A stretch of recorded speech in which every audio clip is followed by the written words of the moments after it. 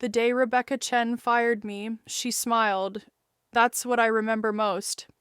Not the words, not the security guard waiting by the door, not the box of my belongings already packed on her desk.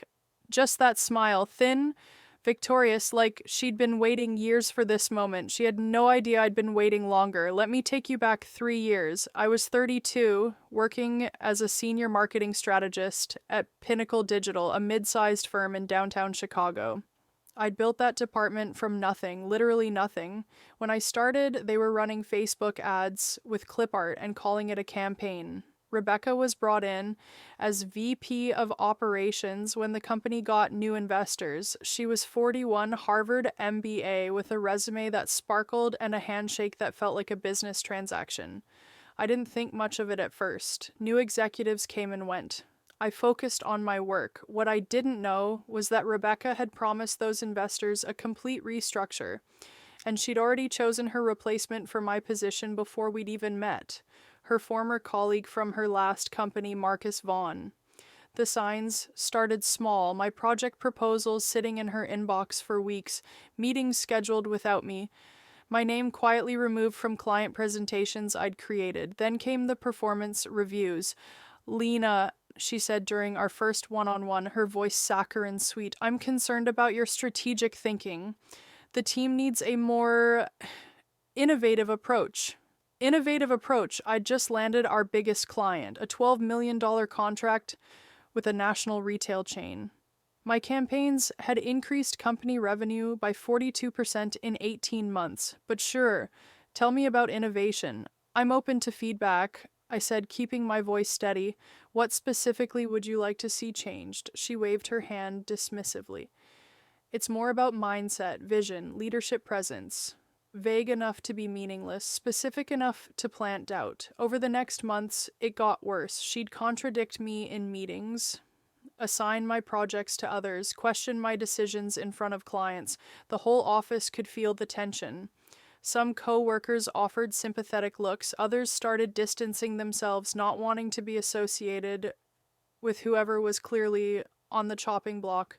My direct reports, people I'd hired and mentored, were reassigned. My office was moved to a smaller space. My access to certain files was mysteriously revoked. I documented everything, every email, every meeting note, every project she'd reassigned. I'm not confrontational by nature, but I'm thorough. I kept a detailed log with dates, witnesses, outcomes. I even recorded our meetings in states where one-party consent was legal.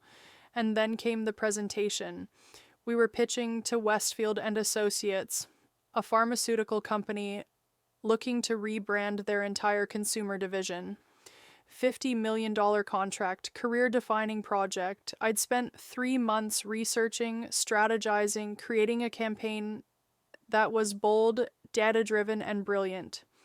The morning of the presentation, Rebecca called me into her office. Lena, I've decided to have Marcus lead the Westfield pitch. My stomach dropped. I created that entire campaign. And your research was a good starting point, but Marcus has pharmaceutical experience. He's better suited for this level of client. He's been here 6 weeks. He doesn't know our process, our clients, our... This isn't a discussion. Her eyes were ice. You can attend the meeting, but Marcus will present. I attended. I sat in the back of that conference room and watched Marcus Vaughn present my work. My research, my strategy, my creative concepts. He stumbled through the slides, couldn't answer basic questions, mixed up key statistics. We didn't get the contract. Rebecca blamed me. Said my research had been incomplete, my strategy flawed. She documented it as a performance failure. 2 months later, she fired me. For the first week, I was numb. I'd call my sister Priya and just cry, not because I lost the job, I'd get another one, but because it felt so profoundly unfair. I'd played by the rules, I'd worked hard, I'd delivered results, and none of it mattered. Then one night, sitting on my couch with a glass of wine and a laptop, I started digging. Rebecca Chen had a pattern. Her last company, Vertex Solutions, she'd been asked to resign after allegations of workplace harassment. Settled quietly. NDA involved. Before that, another company where 3 employees filed complaints. Also settled, also buried. She was a professional bully with excellent lawyers and better connections. But here's what caught my attention. At every company, she'd brought in the same person, Marcus Vaughn, her former college roommate's nephew. He'd fail upward at each position for about 18 months, then they'd both move on before the damage was apparent. It was a pattern, a system. And I wasn't her first victim. I found others through LinkedIn, industry connections, professional forums. 5 women all around my age, all senior level professionals, all pushed out to make room for Marcus or someone like him. One was a woman named Tasha Rodriguez, who'd been VP of product development at Rebecca's previous company. We met for coffee.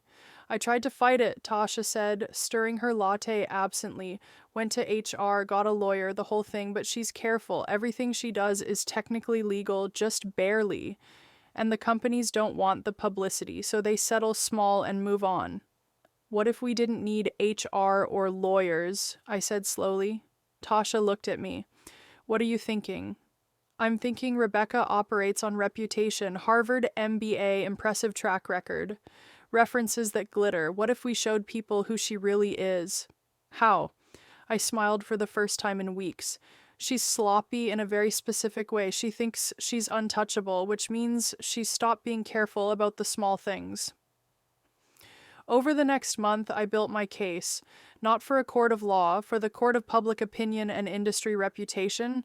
I reached out to all 5 women Rebecca had pushed out. We compiled everything, emails, documented meetings, performance reviews that contradicted actual metrics, screenshots of projects we'd created that Marcus later claimed credit for. But the real gold came from someone unexpected. Daniel Park had been Rebecca's assistant for 3 years. He'd just quit, burnt out and disgusted. When I contacted him through a mutual friend, he met me in a quiet restaurant with a folder full of documents. I couldn't stay silent anymore, he said.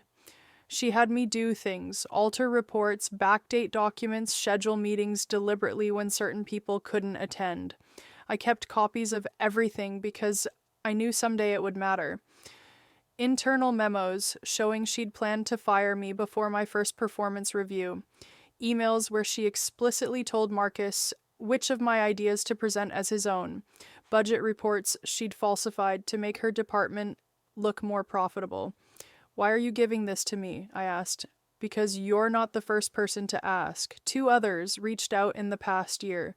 She's going to keep doing this unless someone stops her.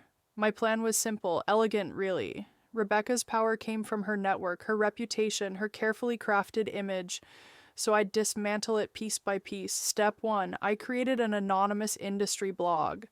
Not vindictive or emotional, clinical, professional. I called it Executive Accountability Archive. The tagline, documenting leadership patterns in corporate America. The first post was about corporate restructuring tactics, data-driven, academic tone, footnoted with sources. I didn't mention Rebecca at all. I promoted it in professional forums, industry groups, business ethics communities. Within 2 weeks, it had 5,000 regular readers. Step 2, I started posting case studies, anonymous but detailed. Case study, pattern recognition in strategic dismissals. I outlined a hypothetical scenario so close to Rebecca's actual pattern, it was unmistakable to anyone who'd worked with her, but vague enough to be legally untouchable. The comment section exploded, people from different companies, different industries, sharing similar experiences. The post went viral in corporate HR circles. Step 3, I got a job. Not just any job, a consulting position with Hartwell and Douglas, one of Pinnacle Digital's biggest competitors. They'd been trying to poach me for years. Now I was ready. I was exceptional at my job. I exceeded every metric, landed major clients, built relationships. Within 4 months, I was promoted to Director of Strategic Initiatives. During this time, Rebecca's blog posts kept going, more case studies, more patterns. Industry publications started citing it. Someone from the Harvard Business Review reached out to interview the anonymous author for an article on workplace dynamics. Step 4, the investors. Pinnacle Digital had taken on new funding right before Rebecca fired me. Those investors expected growth, they expected results. Instead, over the past 6 months, under Rebecca's complete control, the company had lost three major clients.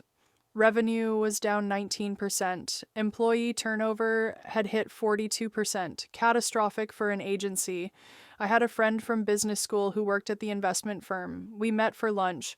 Just hypothetically, I said, if you were reviewing a portfolio company and wanted to understand internal dynamics, what information would be most valuable? Financial performance tied to specific leadership decisions, she said immediately. Employee retention metrics, client satisfaction data, any documented patterns of mismanagement. I slid an envelope across the table. Hypothetically, she opened it. Inside was a comprehensive analysis, all public information beautifully compiled, performance metrics before and after Rebecca's key decisions, client losses correlated with specific structural changes, turnover rates by department. This is thorough, she said. I'm a strategist. It's what I do. The following week, the investment firm scheduled an emergency review. Rebecca would have to justify every decision, every metric, every loss. But I wasn't done. Step 5, Marcus. See, as Marcus was the weak link. He'd been coasting on Rebecca's protection for years, but he wasn't actually competent. I knew from Daniel that Marcus had fabricated his pharmaceutical industry experience, the main reason Rebecca claimed he was better suited for the Westfield pitch. I sent an anonymous tip to the industry licensing board. Just a simple question. Had Marcus Vaughn actually worked at the pharmaceutical companies listed on his LinkedIn profile? He hadn't. 2 were exaggerated positions. He'd been a junior assistant, not a strategic consultant. 1 company had never heard of him. Within corporate circles, that kind of resume fraud is career-ending. Step 6, the article. Remember that Harvard Business Review interview? It published. The restructuring game. How some executives manufacture failure. It didn't name Rebecca, it didn't need to. The patterns were exact, the case studies unmistakable, and the comment section filled with names, people sharing their experiences with specific executives. Rebecca's name appeared 47 times in the first 24 hours. It took 8 months total, 8 months of patience, strategy, and perfect execution. The investment firm forced Pinnacle Digital's board to conduct an independent review of Rebecca's division. They brought in external auditors who found exactly what I knew they'd find. Misallocated budgets, falsified performance reports, a pattern of strategic incompetence masked by scapegoating. Rebecca was asked to resign. No severance, no recommendations. Her carefully built network started distancing themselves. Marcus was let go the same day. His resume fraud made him unhireable in any serious corporate position. I was contacted by Pinnacle's new interim CEO, a woman named Patricia Okonkwo, who'd been on the board, but previously overruled by Rebecca's investor allies. Lena, she said over the phone, we'd like to offer you your position back. Significant raise, full control of the department, formal apology. I smiled, sitting in my corner office at Hartwell and Douglas. Thank you, Patricia. I appreciate that. But I'm very happy where I am.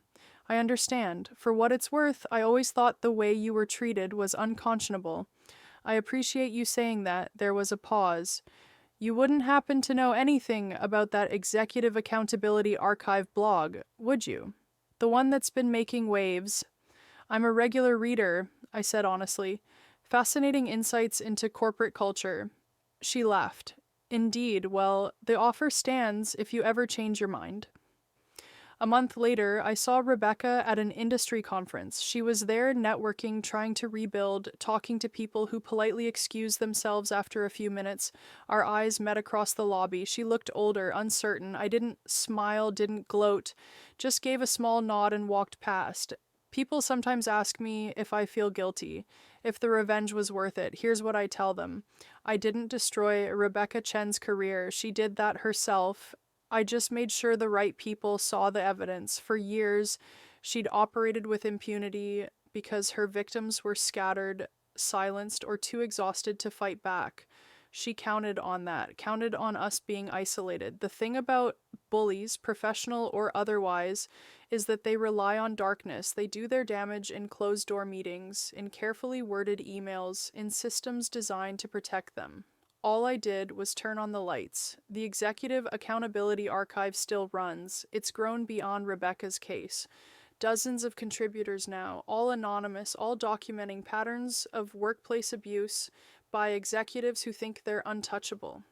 It's become a resource for HR professionals, journalists, even lawyers building cases. As for me, I'm thriving. I love my job. I've mentored 8 women in the past 2 years, all mid-level professionals navigating difficult workplace situations. I teach them what I learned. Document everything. Build your network. Know your worth, and never let anyone convince you that your reality isn't real.